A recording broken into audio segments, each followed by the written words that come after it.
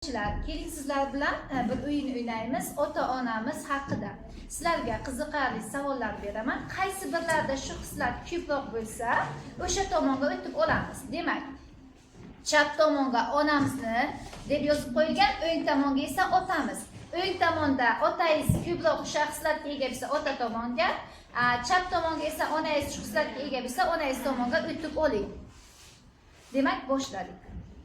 Kim ko'proq sizni erkalaydi?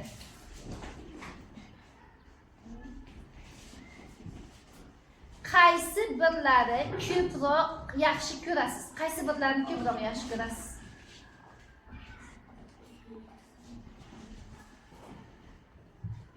Qaysi birlari ko'proq sizni urishadi?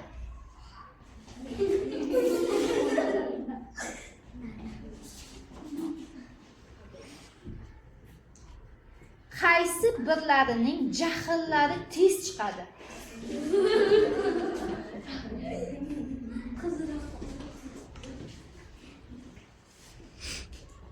Qaysi birlari siz bilan ko'proq dars tayyorlaydi?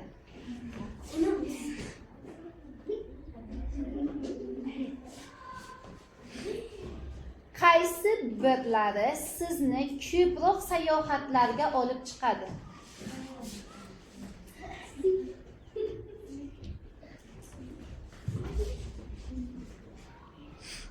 Qaysi birlari ko'proq kasal bo'ladi? Ko'proq uyda qaysi birlari kasal bo'ladi?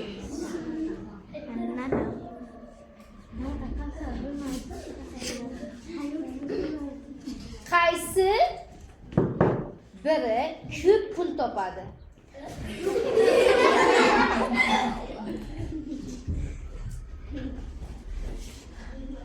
Qaysi biri ko'proq bozorlik qiladi?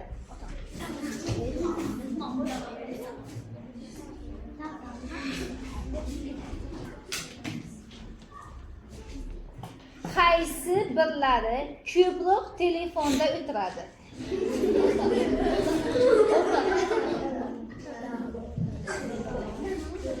Qaysi birlari ko'p televizor ko'radi? Qaysi birlari ko'p televizor ko'radi? Bitta tomonga o'tib oling, o'tga o'tirganlar. Qaysi birlari ko'p telefon ko'radi? Televizor ko'radi? Yaxshi.